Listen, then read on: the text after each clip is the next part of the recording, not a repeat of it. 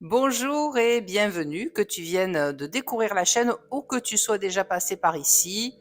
Et avant de commencer avec la carte du battleur et du magicien, je voulais te dire un mot sur ce projet que j'ai démarré. Ça fait 3 fois que je recommence.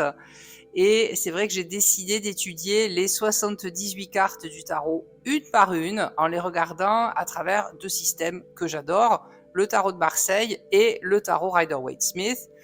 Je n'étudie pas le tarot de Thoth parce que je ne le connais pas assez, tout simplement. Donc ça viendra peut-être dans quelques années, mais pour le moment, je me concentre sur les deux systèmes Marseille et Rider-Waite-Smith, qui sont d'ailleurs, c'est vrai, les plus connus aujourd'hui.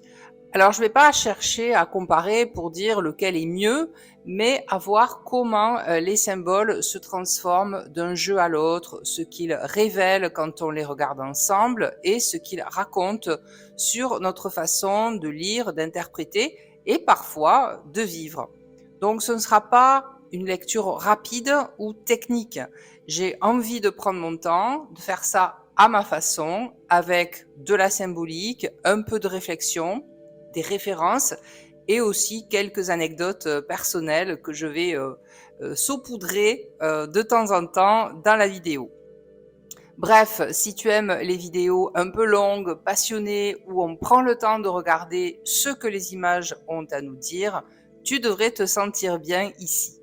Le battleur est la toute première carte numérotée du tarot. Elle porte le chiffre 1, ce qui va la distinguer du mat, qui était le non-nombre, l'infini potentiel. Je vous renvoie à la première vidéo que j'ai faite de cette série. Ici, c'est le commencement qui s'incarne. Avec lui, le tarot entre dans le monde du visible, du faire, du vouloir agir. Le battleur, c'est celui qui fait le premier pas. Le terme lui-même vient de Bastel, le saltimbanque, celui qui amuse la galerie, qui attire le regard avec des tours de passe-passe. Alors oui, il y a un petit côté « Hé, regardez mes tours !» Et entre nous, qui n'a jamais tenté d'avoir l'air compétent juste en remuant beaucoup les bras ? C'est peut-être pour ça que cette carte m'évoque toujours le moment où je me lance dans un projet un peu ambitieux avec 3 bouts de ficelle et un grand sourire. Ce moment où on se dit « j'ai aucune idée de ce que je fais, mais j'y vais quand même ». Ce personnage à l'allure légère est pourtant profondément initiatique. Il est debout face à nous, les pieds légèrement décalés, prêt à entrer dans l'action, mais comme suspendu dans cet entre-deux du commencement. Ce qui frappe, c'est sa jeunesse, son énergie, sa posture tendue vers quelque chose de plus grand que lui. Mais au-delà de ce que représente symboliquement cette première carte, on va s'attarder maintenant sur ses détails concrets, ses gestes, ses objets, ses formes. Parce que, comme toujours dans le tarot, surtout dans le Marseille, rien n'est là par hasard. Et parfois, un simple détail en apparence anodin nous ouvre une interprétation complètement nouvelle. Vous allez voir. Commençons par observer la posture. Le battleur est debout, les jambes légèrement écartées, l'une avancée comme prêt à entrer en mouvement. Mais ce pas reste suspendu. Il est à l'orée de quelque chose, entre intention et action. C'est pas encore le chemin, mais déjà l'élan. Son visage est jeune, trop jeune peut-être pour mesurer la portée de ce qu'il s'apprête à faire. Il ne regarde ni droit devant lui, ni vers les objets. Son attention est ailleurs. C'est souvent le cas lorsqu'on agit sous l'effet de l'intuition ou de l'impulsion, sans avoir tout à fait conscience de ce qu'on mobilise. Son chapeau, au bord large, forme une courbe en 8 couchés. Le léniscate, symbole d'infini. C'est une présence rare dans le tarot de Marseille, et ici, elle va évoquer une connexion à une source supérieure, mais qui passe encore inconsciemment à travers lui. On pourrait dire que le battleur est traversé, sans en être maître. Regardons maintenant sa tenue. Elle est composée de couleurs primaires très contrastées, rouge, jaune, bleu. On pourrait lire le rouge comme l'énergie, la pulsion d'action, le jaune comme la clarté ou la volonté d'apparaître, et le bleu comme l'intuition ou l'esprit. Les manches sont inversées, l'une rouge à l'extérieur, l'autre à l'intérieur, comme si ses bras portaient une inversion de polarité, le yin et le yang dans un même corps. Et ce détail étrange, il semble avoir 6 doigts à une main. Comme le souligne Jodorowsky, ce doigt supplémentaire peut symboliser une puissance annexée, une capacité latente ou un déséquilibre à canaliser. C'est un détail minuscule mais un peu dérangeant, comme une promesse de dépassement ou un avertissement. Sa main gauche tient une baguette, un petit bâton, symbole d'énergie, de volonté, de pouvoir. Sa main droite, quant à elle, semble désigner ou manipuler les objets sur la table. Un geste vertical, canaliser l'énergie d'en haut pour la faire descendre en bas. Mais attention, ici ce n'est pas encore un acte sacré, c'est un geste d'apprentissage parfois maladroit. La table elle-même mérite qu'on s'y arrête. Elle a 3 pieds visibles, un 4e invisible. C'est la structure incomplète. Quelque chose manque pour que l'acte soit stable, durable. Ce qui manque, c'est l'expérience, la maturité, la conscience. Ce pied à construire, c'est notre chemin personnel. Sur cette table, un joyeux désordre d'objets, un gobelet, des dés, un couteau, un denier. Rien n'est à sa place, mais tout est là.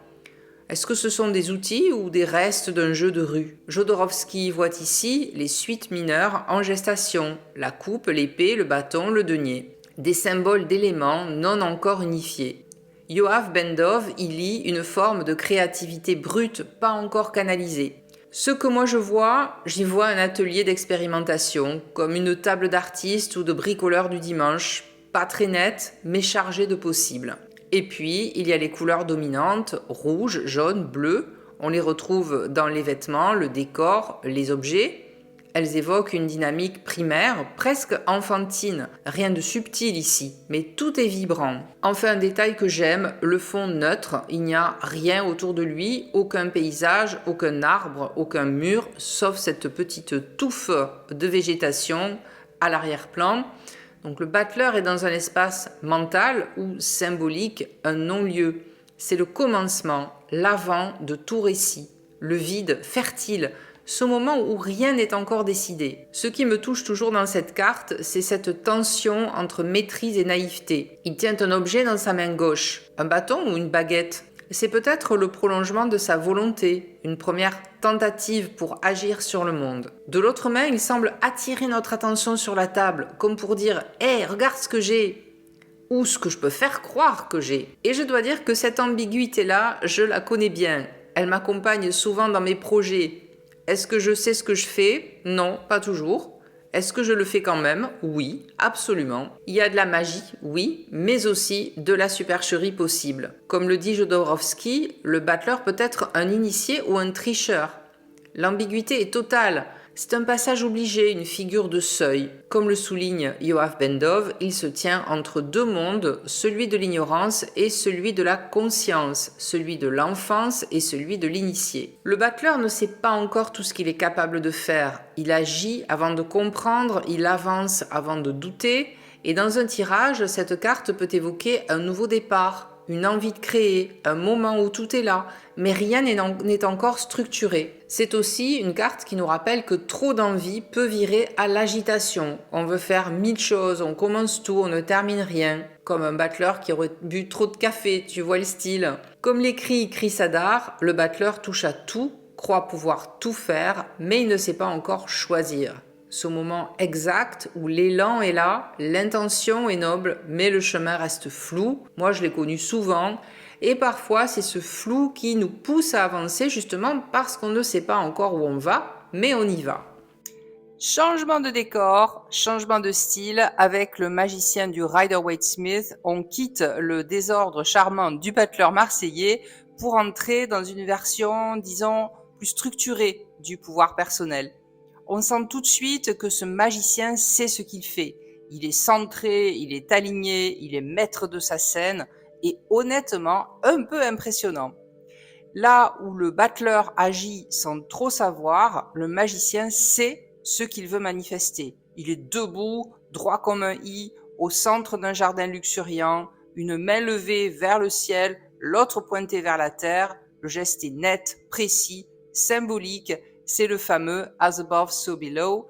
Il ne suggère plus l'équilibre, il incarne la canalisation.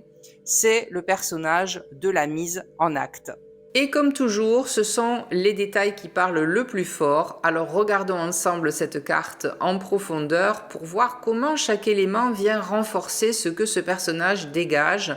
Une maîtrise tranquille mais puissante. Le magicien est en pleine lumière.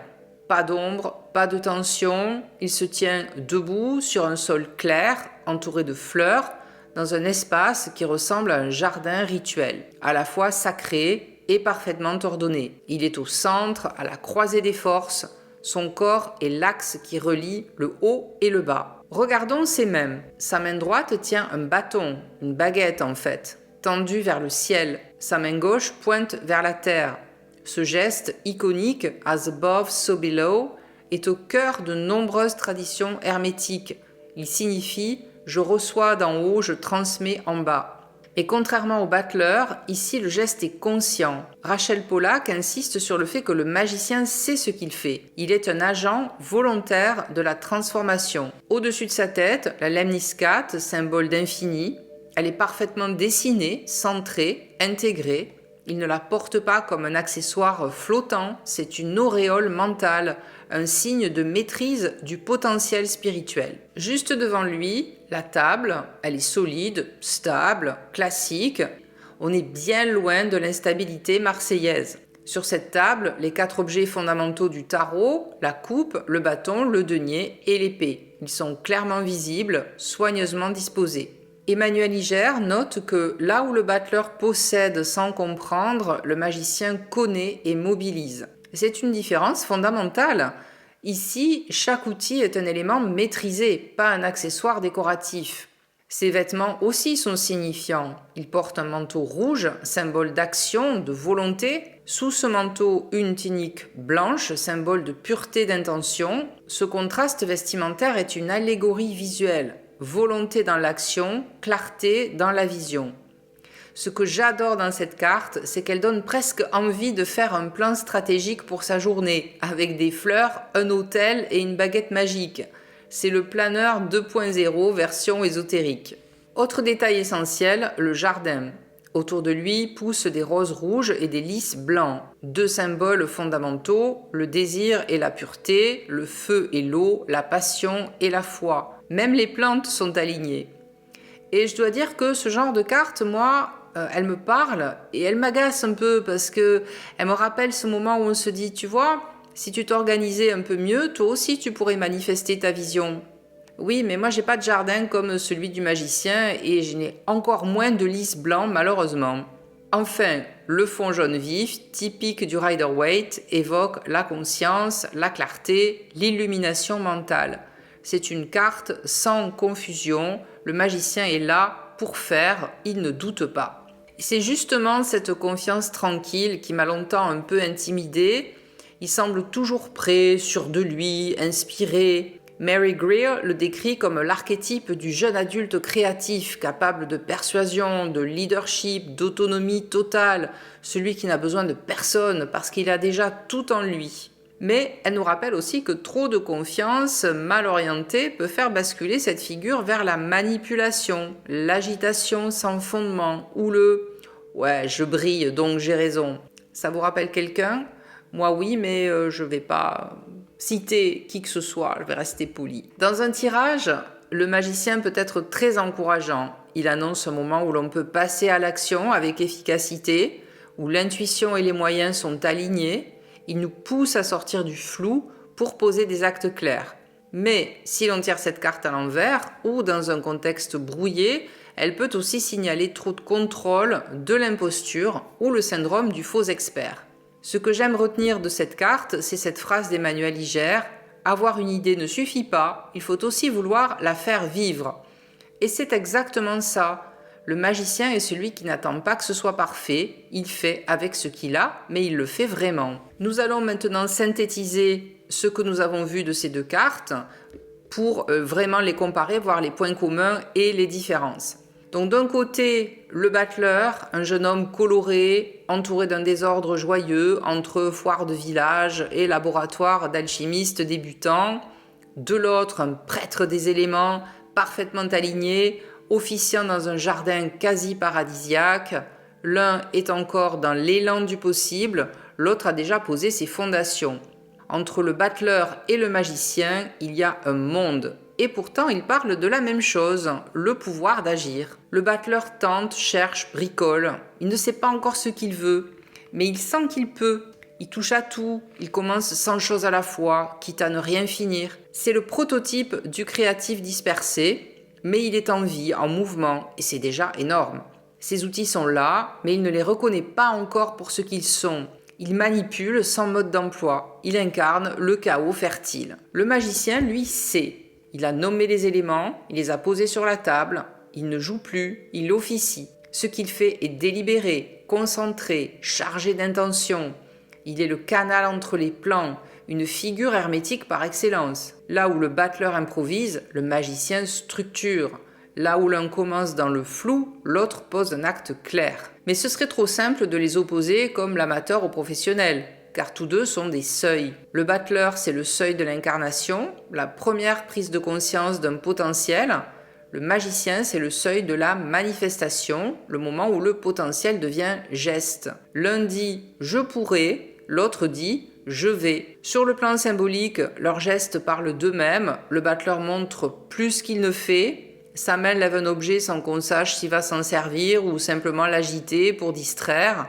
Le magicien oriente l'énergie. Sa posture est stable, les deux bras tendus dans un axe vertical clair. Il canalise et transpose. Il n'y a plus de flottement, il y a un flux. Et puis, il y a le décor. Le battleur évolue dans un non-lieu. Pas de fond, pas de nature, juste une scène. Il est dans le vide du commencement, dans l'utérus du tarot. Le magicien, lui, est déjà dans le monde, entouré de fleurs, d'ordre, de lumière. Il a planté son jardin et il a sans doute appris à l'arroser régulièrement. Je me suis souvent demandé lequel je préférais. Et la vérité, c'est que je me sens plus proche du battleur la plupart du temps parce que sa maladresse, ses hésitations, ce joyeux bordel sur sa table, c'est ça la vraie vie créative. Mais il m'arrive quand même de convoquer le magicien et de me dire « et si je canalisais un peu mieux ? Et si j'étais capable, moi aussi, de faire descendre mes idées dans la matière avec clarté ?» Le battleur cherche ses outils, le magicien les maîtrise, le premier improvise, le second incarne, mais ils sont tous les deux indispensables. L'un ouvre le bal, l'autre fait danser la musique. Et dans un tirage, ils peuvent se succéder. Le battleur appelle à l'élan, le magicien à l'acte. Ensemble, ils forment le cycle complet du passage à l'action, de l'intuition floue au projet aligné. Et entre les deux, il y a nous, en train d'apprendre, d'essayer, de rater parfois et de recommencer. Jusqu'ici, on a vu deux grandes figures fondatrices, le battleur du tarot de Marseille, insaisissable et joueur, et le magicien du Rider-Waite, centré, volontaire, parfois illusionniste. Mais ces deux traditions ne sont pas les seules à interpréter le début du tarot. Aujourd'hui, les créateurs de jeux s'approprient les archétypes à leur manière et c'est super. Le battleur peut devenir un enfant, un artisan, un jeune dieu, un hacker ou ici, dans le tarot de la forêt enchantée, un chaman. C'est une autre façon de représenter cette énergie du commencement, non plus à travers l'ego ou l'initiation volontaire, mais à travers le savoir ancien, l'écoute de la nature et les cycles du vivant. On entre dans une forêt mythique, un lieu de transmission, de silence habité, et ce n'est plus un jeune homme qui nous accueille, mais un guide venu des temps anciens. Un vieil homme aux yeux perçants, assis à la lisière d'une clairière. Sa barbe blanche, longue et touffue, semble avoir vu passer 1000 saisons. Il porte une peau d'animal sur le dos, couronnée d'un crâne de bête. À sa droite, une canne sculptée, levée comme un sceptre. Devant lui, un feu discret, une coupe, un couteau de pierre, un crâne. Les 4 éléments sont là, mais disposés non pas sur une table, plutôt sur le sol, au contact direct de la terre. Il ne nous regarde pas vraiment, il regarde à travers nous. On dirait qu'il nous devine avant même que nous parlions. La végétation semble respirer. Un arbre moussu, creux comme une arche, s'ouvre derrière lui. Ce n'est pas une simple forêt, c'est une porte, un sanctuaire, un passage entre les mondes. Contrairement au battleur, ici tout est déjà en place, il n'est pas en train de chercher, il sait déjà. Et pourtant, il ne fait rien de spectaculaire. Il attend, il est présent, et cela suffit à enclencher le processus. Sur la roue de la vie, le chaman est placé à l'opposé du voyant. Il se trouve dans le cadran représentant la magie, la protection et l'initiation. Et selon le livret qui accompagne ce tarot de la forêt enchantée, le chaman incarne l'intermédiaire entre les mondes, celui qui sait écouter le murmure de la terre, la voix des baleines ou les chants des hiboux.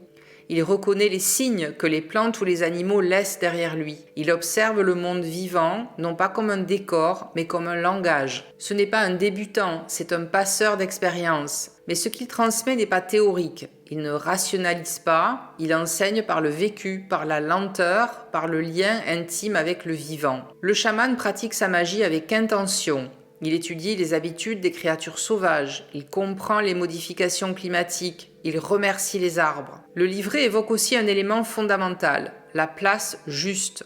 Le chaman, nous dit-on, nous aide à découvrir notre vraie place dans le monde, pas celle qu'on s'est inventée pour se rassurer, mais celle qui vibre en harmonie avec notre rythme profond. Et pour cela, il faut écouter, attendre, méditer, ralentir. Il ne s'agit pas ici d'agir pour prouver. Il ne s'agit pas de tirer des ficelles, il s'agit d'aligner l'être et le faire, d'incarner la sagesse au lieu de la cité. Sa qualité unique est sa capacité d'entrer en contact avec tous les plans de vie. Les symboles sont riches, le feu, discret mais constant, évoque l'intention canalisée, le crâne, la mémoire animale, le couteau de pierre, la coupe qui tranche, la vérité primitive, le bâton, la reliance aux forces invisibles. Il n'est pas là pour commencer quelque chose à faire, mais pour honorer ce qui est déjà là, pour rappeler l'essentiel. Et si je devais résumer cette version du battleur ou du magicien en une phrase, ce serait « Avant d'agir, écoute. Avant de créer, souviens-toi. Et avant de vouloir, comprends où tu es. » Passons maintenant au magicien du tarot des mondes oniriques, où ici, tout semble suspendu dans un souffle de rêve. Le magicien n'est pas un homme, pas tout à fait, ou alors c'est un être liminal, métamorphosé. Sa silhouette est fine, élancée, presque évanescente. Il a des ailes de libellule, une ramure de cerf, une peau irisée. Il est agenouillé sur un rocher en équilibre instable, dans un paysage qui semble tout droit sorti d'un rêve aquarellé. Autour de lui flottent des symboles. Un orbe vert luminescent dans sa main, des objets suspendus à des fils rouges, plumes, feuilles, perles, lanternes. Ce ne sont pas les outils du battleur alignés sur une table, ni ceux du magicien organisés selon les 4 éléments. Ce sont des talismans suspendus dans l'espace-temps, comme si les lois de la gravité avaient été remplacées par des lois de poésie. Et dans le ciel pastel, à peine visible, le signe de l'infini, ou plutôt une boucle d'énergie cosmique ouverte à qui sait regarder. Le décor est flou comme dans un souvenir d'enfance ou une scène de conte. Le sol n'est pas solide, les frontières sont floutées. Le monde onirique est un monde de passage, et ce magicien-là n'agit pas. Il écoute, il danse, il capte. La figure du fou erre comme une graine portée par le vent et voit le magicien. Ainsi commence le texte du livret qui présente ce magicien comme l'initié, aperçu brièvement dans un moment de grâce. Il ouvre les yeux, demande « Qui es-tu » et déjà l'instant se dissipe. Il poursuit un cerf à travers les bois, il court après un mystère, il cherche quelque chose qu'il possède déjà. C'est une lecture symbolique forte. Le pouvoir du magicien ici ne vient pas d'un contrôle, mais d'une disponibilité. Il ne s'impose pas, il révèle. Le magicien fait appel aux traces que laissent les éléments. Le feu de sa lanterne, la voix de l'océan dans un coquillage, le souffle de l'air dans une plume de corbeau et la terre dans les feuilles. Tout est là. Il lit les signes, il les recueille, il en fait de la matière à création. Ce n'est pas un maître, c'est un médium du sensible. On retrouve bien les qualités du magicien traditionnel, la volonté, la dextérité, la confiance, mais elles sont ici subtiles, intérieures, teintées de douceur. Ce magicien ne veut pas impressionner, il sait simplement. Il s'agit de saisir l'invisible autour de vous pour qu'il devienne réalité, faisant éclore l'ineffable dans la sphère matérielle de l'existence. Ce qui nous touche ici, c'est la fusion des contraires, le monde évanescent et la densité du pouvoir, le rêve et la volonté, le féminin, le masculin, le minéral et l'aérien. Il n'est pas là pour faire une démonstration, il incarne la magie par sa seule présence. Changement de décor, après les bois féeriques et les mondes pastels, nous voici plongés dans une clairière à l'ombre mouvante. Ici, la magie a un goût plus ancien, plus dense. On ne parle plus de rêve, on parle de pouvoir. La magicienne du Darkwood Tarot est une sorcière d'ombre, mais pas dans le sens populaire du terme. Elle incarne l'archétype de celle qui connaît, qui canalise, qui agit dans l'interstice entre les mondes. Elle se tient debout, droite comme une flamme, le bras levé vers le ciel, tenant une baguette. Son autre bras est tendu vers la terre, et là encore le geste est clair. As above, so below. Le message est écrit sur la table rouge sang. Rien n'est laissé au hasard. Autour d'elle, des lys, des arbres tordus, une chouette perchée, symbole de clairvoyance, de nuit, de sagesse ancienne, et le symbole de l'infini plane au-dessus de sa tête comme une émanation naturelle. Elle n'a rien à prouver, elle est la magie. Sa robe émeraude semble vivante, traversée de veines noires serpentines. Son regard est fixe, son corps impassible, et tout autour frémit. La nature la reconnaît, elle est la conductrice des trois mondes, le monde spirituel, le monde matériel et le monde subconscient. Elle est le lien, l'arche, le canal. La magicienne est dans une position incantatoire et insuffle vie et énergie au bois. Son pouvoir est moins démonstratif que souterrain. Elle ne cherche pas à dominer, elle intègre. Elle n'utilise pas la magie pour manipuler les autres, mais pour maîtriser ses propres forces intérieures. La véritable magie vous apprend à contrôler votre expérience intérieure. Si vous la laissez faire, le monde extérieur se transformera d'une manière que vous n'imaginez pas. Le livret insiste sur une idée fondamentale, la souveraineté personnelle. La magicienne n'est pas là pour séduire ou convaincre. Elle incarne la capacité à agir avec une intention claire, à formuler un désir et à le manifester dans la matière sans justification. Elle cherche et sait sa recherche. Ses outils sont posés sur la table, l'épée, esprit, la coupe, émotion, le bâton, désir, le pentacle, matière. Mais elle n'en dépend pas, elle les active par sa simple présence. Enfin, dans l'ombre, l'autre facette apparaît. La magicienne peut aussi devenir celle qui manipule, contrôle, interfère. Lorsqu'elle est en déséquilibre, sa force devient domination, son pouvoir, illusion. Besoin compulsif de tout contrôler, manipulation d'autrui pour l'obtention d'un pouvoir factice. Mais ce n'est pas ce qui domine ici, car au centre de la carte brille cette vérité, toute la magie du monde est en vous, et cela, cette magicienne-là nous le rappelle avec une autorité silencieuse, une confiance indéfectible. Nous sommes ici face à une version ancienne du Battleur, l'une des plus archaïques du tarot de Marseille, le jeu de Jean Noblet, gravé vers 1650. Et pourtant, rien ne semble désuet dans cette figure. Il y a quelque chose d'immédiat, de brut, d'étonnamment moderne dans ce personnage.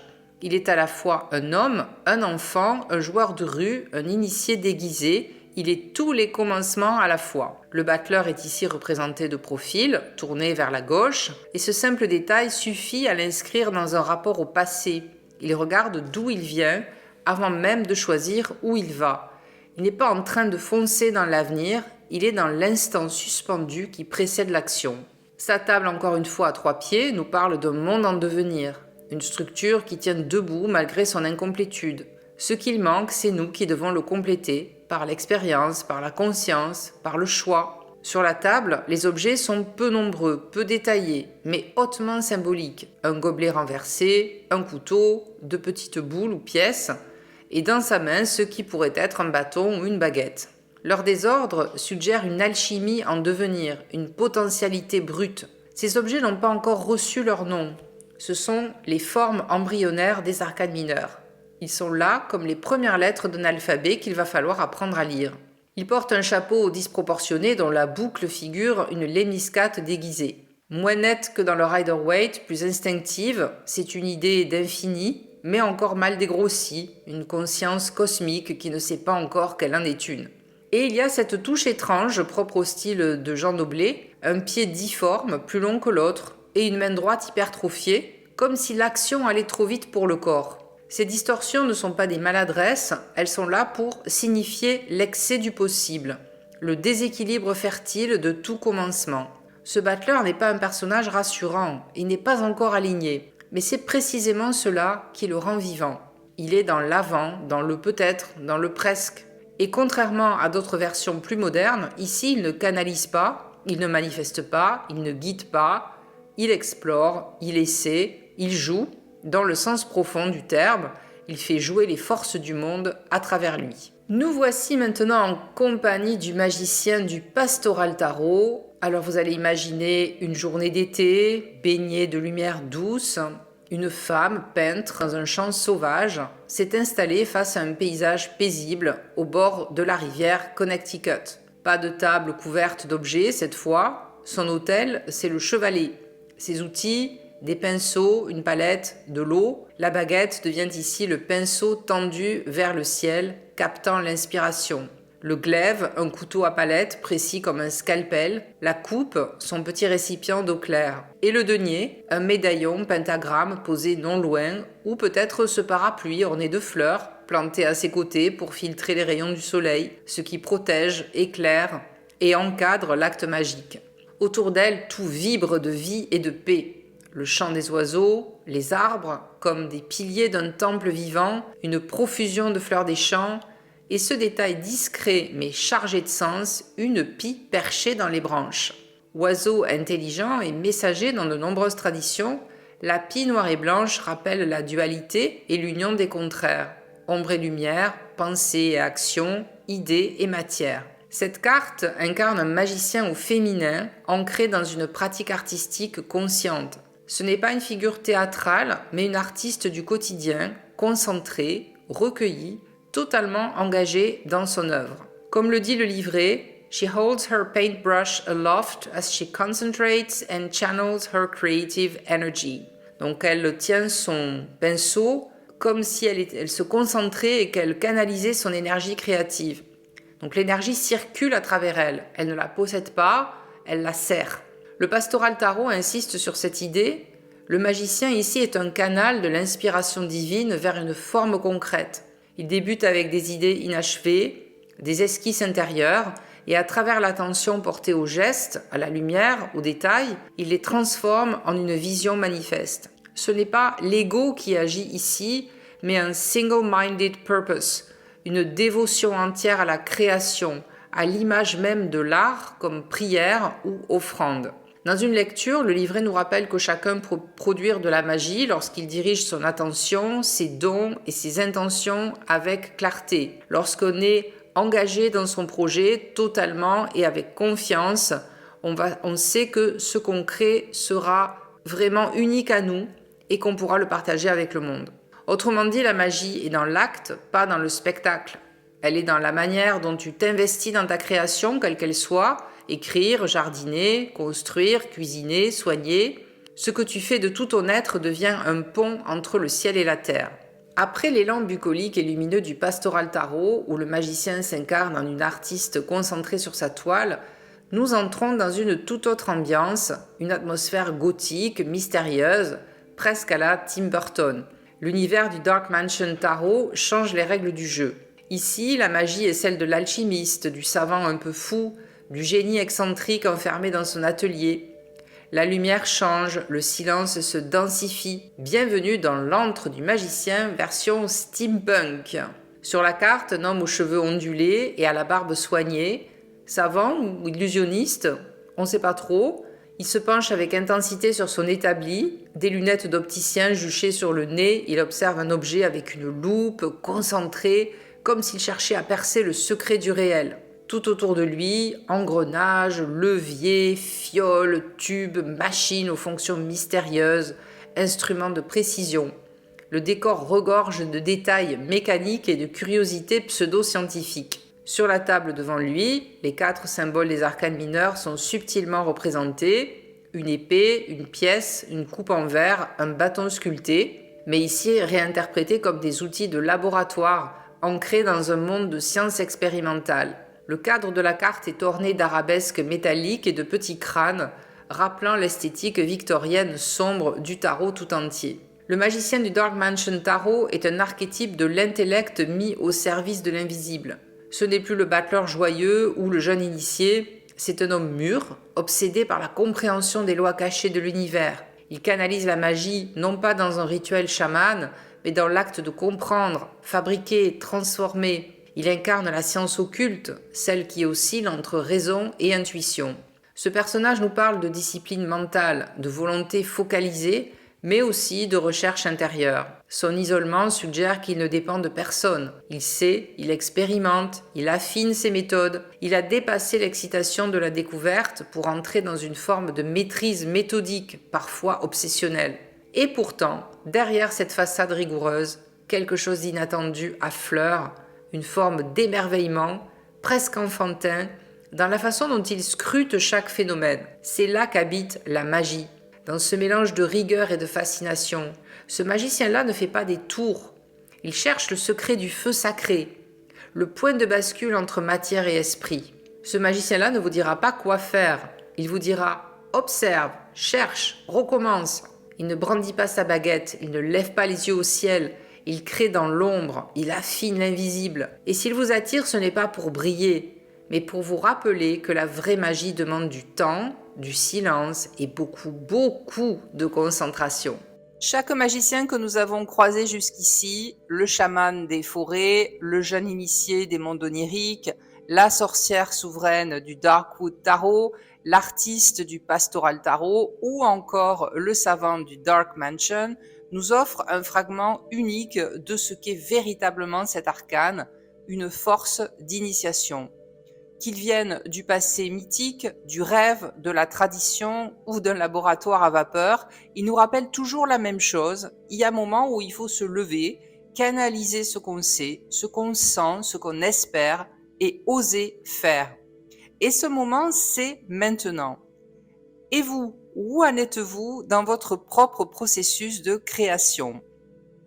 Voilà, on a fait un joli tour d'horizon de cette carte du battleur et du magicien entre tradition, symbolisme et vision artistique plus moderne. Moi, ce que j'aime, c'est qu'au fond, peu importe le style, peu importe le jeu, le battleur nous dit toujours que c'est à nous de jouer. Pas demain, pas quand on sera prêt, mais maintenant avec ce qu'on a déjà sur la table, même si ça a l'air de ne pas être grand-chose. Donc si tu as aimé cette exploration, pense à liker la vidéo, à t'abonner à la chaîne pour ne rien rater de la suite. Bah oui, on va aller jusqu'à la 78e carte, moi je suis comme ça. Et si tu veux soutenir mon travail ou juste me faire savoir que tu étais là, laisse un commentaire, même si c'est juste un petit mot. Et je te remercie d'avoir été là. À très bientôt pour la papesse grande prêtresse. Et d'ici là, fais confiance à ce qui t'appelle et n'oublie pas, ce que tu crées te crée en retour.